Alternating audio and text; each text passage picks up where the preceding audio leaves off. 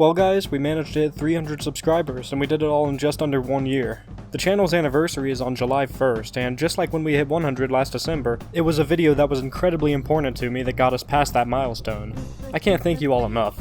Seriously, ever since I started this channel last year, almost every morning has started with me locating my phone from somewhere in my sheets and checking my YouTube analytics. And to this day, every time I see a new comment or the subscriber count ticks up one, I'm just giddy. And I've only had 2 videos that didn't get 100% likes since the 200 sub video. I'm incredibly lucky to be getting this kind of support from you all.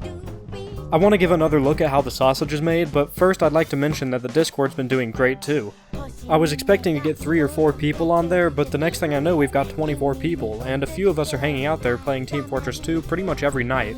That's awesome, the game is definitely more fun with friends, but what's cooler is that because of the channel and you all, a Belgian, a Wisconsinite, a Texan, and a New Jerseyan are all hanging out on an almost daily basis, along with a bunch of other people.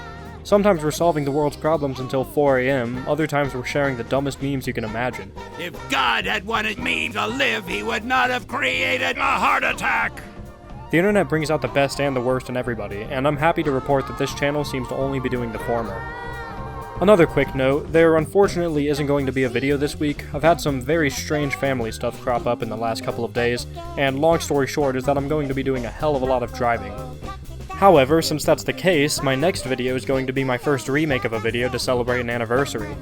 I'm going to be remaking Discussing Prey's meta-narrative, the video that started it all. So with a bit of extra time to work, hopefully I'll get to better show off some of my editing chops I've acquired over the last year.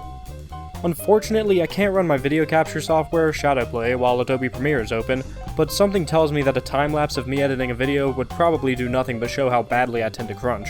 So let's focus on the more interesting side of things, the mental side. I'll be completely honest with you guys, I was pretty drained around the time I made this announcement video.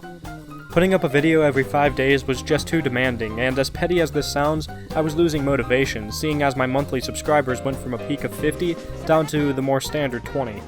Like I said, each new subscriber totally brightens my day, but you sort of get addicted to seeing the numbers grow. 2Clicks Philip has a great video on how he gets way more subscribers from his milestone videos than his normal content, and I think that applies on a channel that's this small too. I have a long list of video ideas, and in the weeks before I made the switch to a video every week rather than every 5 days, every idea seemed pretty lame to me, and like it wasn't worthy of a video.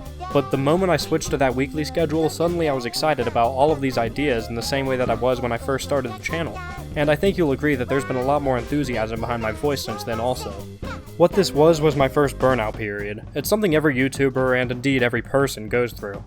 I was still putting out some of my favorite videos I've made. I think the 2 Bioshock videos were standouts for me, but it took a hell of a lot out of me.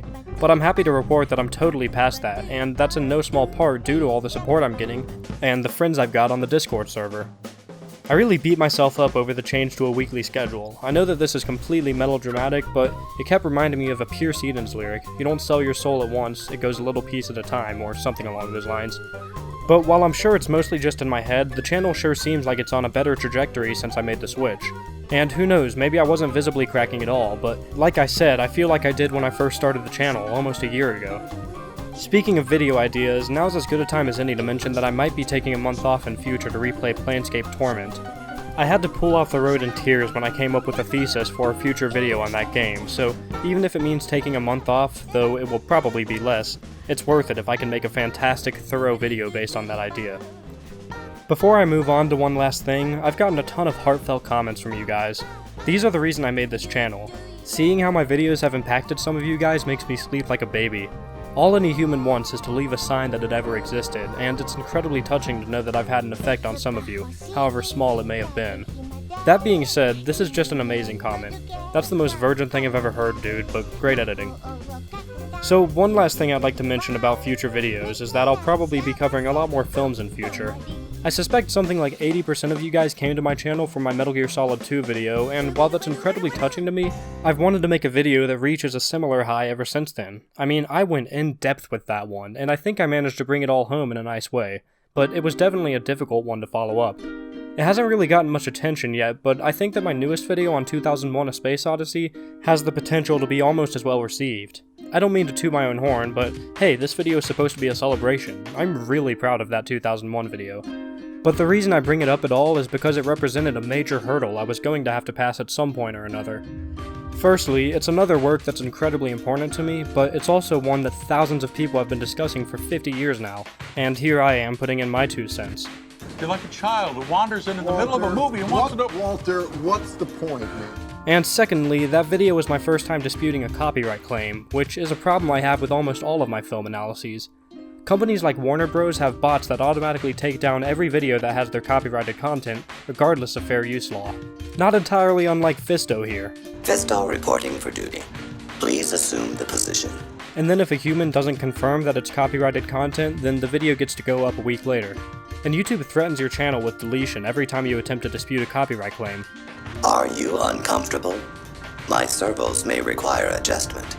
However, I picked up the gun, and actually got my 2001 video up just 6 hours after it was taken down by WB. So from now on, when I want to talk about a film, I don't think I'll have to worry about it being taken down as much as I did. This is a serious problem with YouTube's platform. I don't monetize my videos, but imagine being someone who buys their sardine cans with revenue from YouTube, and some multi-billion-dollar company monetizes your videos for the first week that they're out.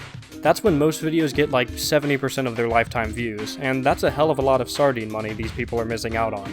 But that's a topic for another day. The point is, I have a lot less reservations now when it comes to making videos on film. I can sense this script getting longer than it needs to be, so let's get back to the meat and potatoes here. You all. Like I said earlier, the internet brings out the best and the worst in everybody, but our fledgling community is all best all the time. We've got people from all different walks of life and all different ages congregating in one spot under the common interest of a love for art, and an appreciation of games as an art form. You guys have made me look at some things a different way, become friends with each other, and given me the constant motivation to keep going, and try to improve constantly, and there's nothing I can do but thank you all. I don't advertise my Discord server outside of my video descriptions, but as shameless as it may sound, I think it's a damn fine Discord community, and I'd love to get to know as many of you as possible.